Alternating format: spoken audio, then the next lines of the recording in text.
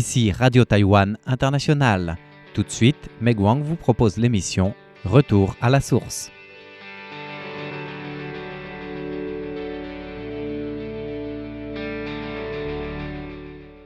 Bonjour à tous, notre émission d'aujourd'hui vous présente les mesures adoptées par Taïwan pour gérer la pratique bouddhiste de Fang Sheng, qui veut dire la libération des animaux. Nous serons en compagnie de Lin Ailong, présidente de la Fondation pour la conservation des océans et la durabilité des pêches.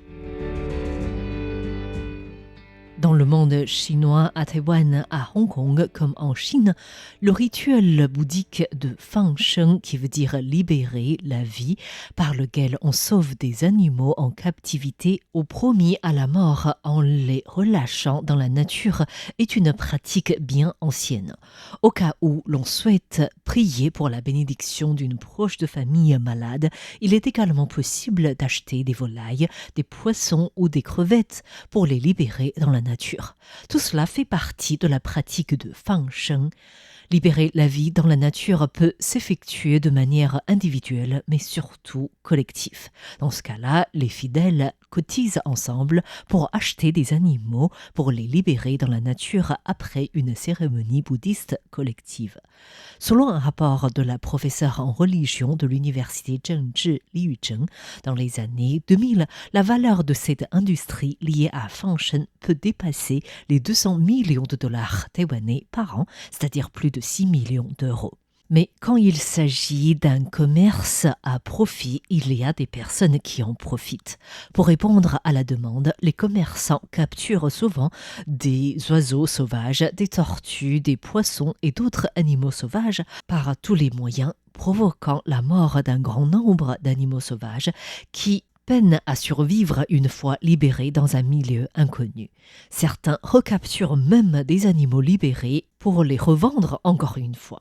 Le gouvernement tente d'y intervenir. Pour les poissons, la Fondation pour la conservation des océans et la durabilité des pêches TOFF est un partenaire du Bureau de la pêche. Lin Ailong, présidente de la TOFF, nous présente la situation actuelle. 这海边很多人在放生，大家都很想对生态尽一份心力，或者说用自己的。 Beaucoup de personnes pratiquent la libération des animaux au bord des mers ces dernières années. C'est en réalité la deuxième activité en termes de participation après le nettoyage des plages. D'après nos observations, il y a des gens qui effectuent cette libération des animaux sur une base hebdomadaire et certains sur une base journalière. Il y a deux termes à distinguer. Fang Sheng désigne la libération des animaux en captivité et Fang Liu, qui veut dire laisser couler, concerne les animaux issus de l'élevage comme les alevins. Dans le passé, le bureau de la pêche ne gérait que laisser couler, ce qui n'était pas suffisant. Ainsi, en 2022, la loi relative a été amendée. Toutes les personnes qui veulent pratiquer la libération des animaux ou qui veulent laisser couler des espèces en mer recommandées par les autorités doivent faire une demande 14 jours auparavant. Et à partir du 1er janvier prochain, toutes ces personnes doivent être accompagnées d'une personne ayant déjà suivi 6 heures de cours d'éducation scientifique.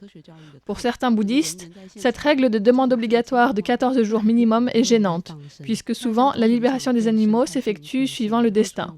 Dans le respect de ce concept, les autorités ont adopté le système de déclaration pour la pratique de Fang Sheng. Toute personne peut faire la demande en ligne auprès des collectivités locales qui vont l'approuver dans le jour même ou le lendemain. Mais pour le Fang Liu, laisser couler, la période de demande d'autorisation est réduite à 10 jours. Après tout, il est très difficile de prévoir les conditions des mers sur une plus longue période. À Taïwan, il est possible de voir parfois des tortues molles mortes sur la plage, avec même le nom des personnes écrit sur la carapace. La libération des animaux peut représenter finalement un désastre pour ces derniers. Le plus important est de choisir le lieu approprié. Ce que nous voulons éviter, c'est de voir la libération des animaux dans des endroits inappropriés.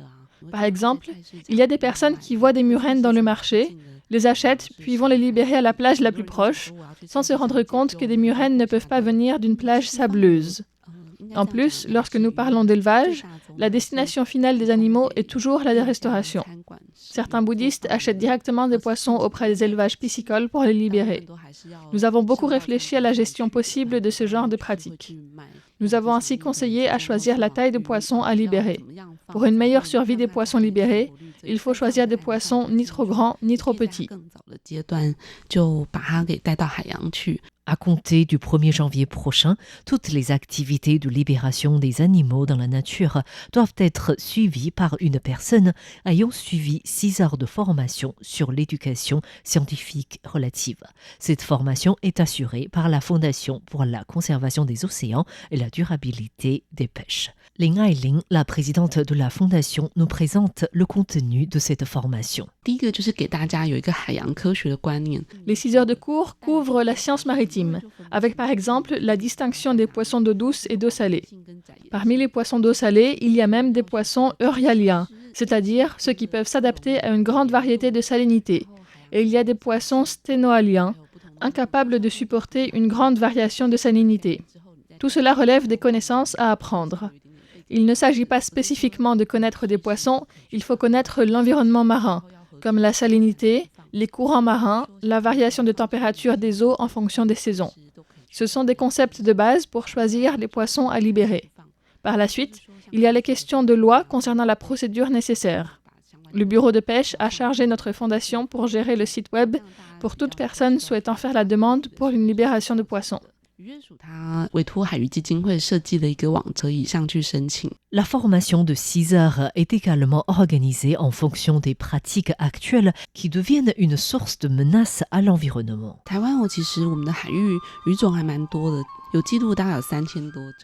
Les différentes données montrent qu'il existe plus de 3000 espèces de poissons dans les eaux taïwanaises. Mais la libération des poissons concerne généralement des espèces bien spécifiques, comme les pagres tête noire ou les mérous. Avoir une grande quantité de poissons spécifiques n'est pas forcément positif pour l'environnement et peut représenter également un souci pour l'équilibre de l'écosystème. Nous avons déjà retrouvé des mérous en mer complètement immobiles. Et d'après nos analyses, il s'avère que ces mérous avaient le ventre complètement vide. Les mérous doivent se nourrir beaucoup de poissons plus petits. Lorsqu'ils sont libérés en masse en mer, très vite, il n'y a plus suffisamment de poissons à manger. Notre formation couvre ainsi des règles de libération à respecter en fonction des espèces de poissons. Il est possible d'utiliser des seaux pour certaines espèces de poissons, mais pour d'autres, il faut probablement utiliser une sorte de toboggan. Si les plages ne sont pas vraiment propres ou l'eau est peu profonde, il faut peut-être faire la libération des poissons à partir d'un bateau en mer. S'il s'agit de poissons coralliens, il faut parfois faire de la plongée pour les libérer. D'autres règles sont à respecter. Par exemple, il ne faut pas libérer des espèces envahissantes, ni les espèces hybrides génétiquement modifiées, développées pour le commerce afin de protéger les animaux dans leur milieu naturel.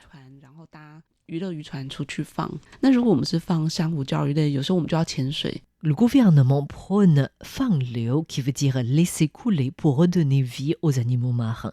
La TOFF tente d'ailleurs d'étudier l'impact de ces opérations de libérer des animaux dans la nature sur les ressources de la pêche. Malheureusement, le résultat est quelque part inquiétant, comme nous l'explique Ling Ailong.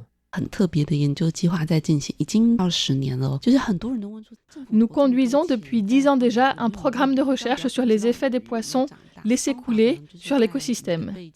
Dans un premier temps, nous avons marqué des poissons sur leurs ailerons et attendions qu'ils soient pêchés, mais c'était une manière trop aléatoire.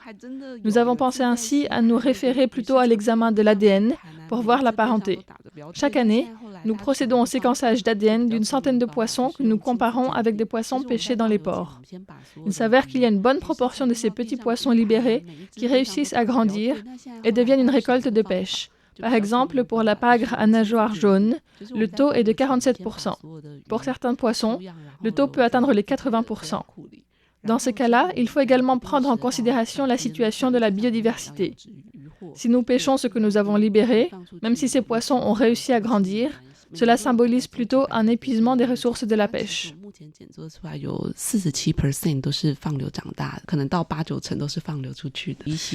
D'après les différentes recherches, un quart de temples, que ce soit bouddhistes, taoïstes ou croyances populaires, pratiquent le fangsheng, c'est-à-dire libérer les animaux dans la nature. Et jusqu'à aujourd'hui, les différents cas où des animaux ont été relâchés ou libérés dans des milieux qui ne leur appartiennent pas sont toujours courants. Pour respecter ce rituel religieux, les autorités n'ont pas interdit fangsheng, mais encouragent plutôt les fangliu, c'est-à-dire laisser couler les poissons dans la mer, afin de mieux gérer cette pratique de libérer la vie des animaux dans la nature.